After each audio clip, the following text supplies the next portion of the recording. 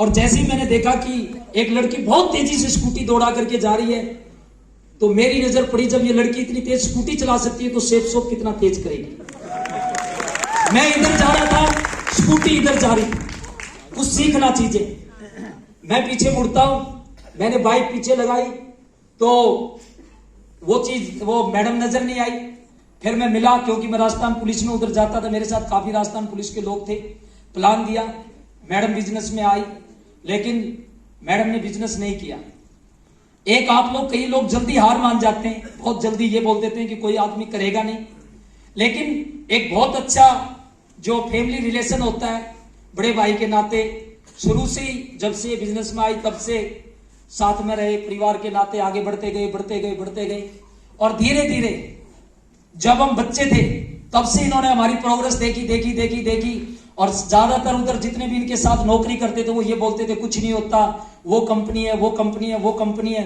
और बहुत से लोग बिजनेस में फेल होते हैं, असफल होते हैं, जो प्रोग्रेस नहीं कर पाते हैं, लोग उनका एग्जाम्पल देते हैं। और लास्ट करते जब इन्होंने इस बिजनेस को करने का डिसीजन लिया तो बहुत से लोगों ने इनको बोला कि ऐसा कुछ भी नहीं होता, देखो उसने किया, इसने किया।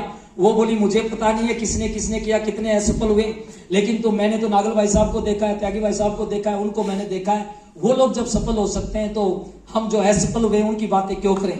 और इन्होंने डिसीजन लिया और करने का, और अभी रिसेंटली पिछले 10-12 दिन के अंदर ही टारगेट जीता है और बहुत ही दमदार लीडर है। मैंने इनको एक ही बात बोली है, जैसे मैंने मैडम को बोली थी, मैं बोला मैडम लीडरशिप तो आपके अंदर है, लेकिन हमारी एनर्जी तो हमारे अंदर है, लेकिन हमारी एनर्जी कहां लगती है ये हम पे निर्भर करता है।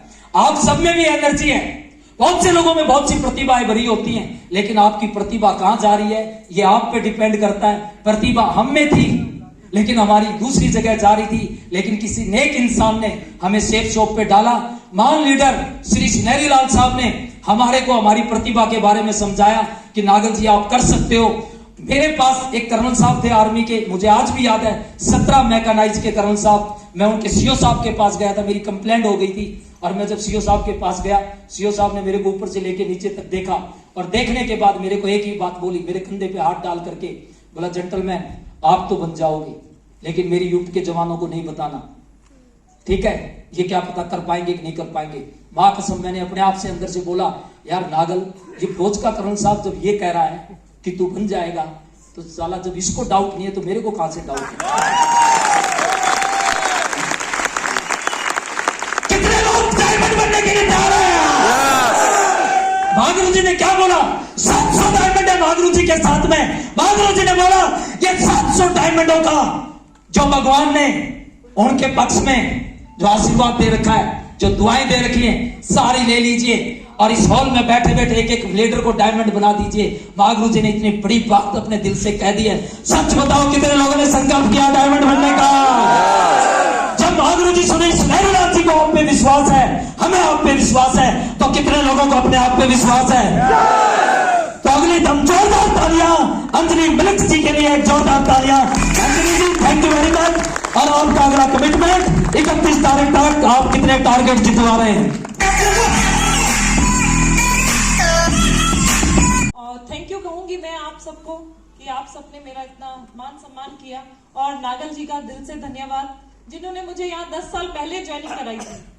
जब इन्होंने मुझे ज्वाइनिंग कराई थी तो ये बहुत स्पीड से आए और उन्होंने कहा मैडम आपको ज्वाइनिंग करनी है। इनके साथ विनीत त्यागी जी भी थे। तब इनके कहने में मैंने ज्वाइनिंग कर ली, पर बिजनेस के बारे में मैंने कुछ नहीं सोचा, ना मैंने इनसे पूछा ना समझा। इन्होंने कहा मैडम आप ज्वाइनिंग कर लीजिए, बहुत अच्छा बिजनेस है। तो मैंने ज्वाइनिंग कर ली। ज्वाइनिंग करने के बाद 10 साल बाद मुझे ऐसा लगा कि मुझे ये बिजनेस करना चाहिए।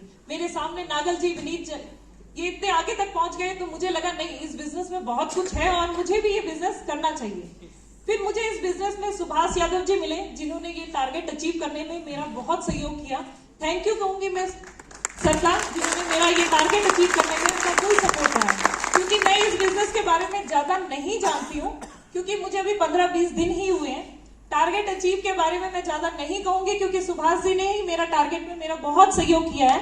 आगे ऐसे ही सहयोग करते रहेंगे और मैं कुछ अलग करके दिखाऊंगी आपसे, मेरा ये वादा है। Thank you. इन्होंने, मलिक साहब ने बोल रखा है, बोली मैं बोलूंगी कम करूंगी ज्यादा। ये स्मार्ट लीडर हैं। कौन से लीडर बोलते हैं इनको? स्मार्ट। पीछे से फायर करते हैं, ठीक है। तो आप ये नहीं सोचना ये कितने करेंगे, मेरे को लग रहा है सबसे ज्यादा टारगेट करवा के आएंगी, क्योंकि इनको बात अंदर से चुभती है। जैसे कई लोग जो लीडर होते हैं उनके बात अंदर से लगती है, कितने लोगों के बात अंदर से लगती है?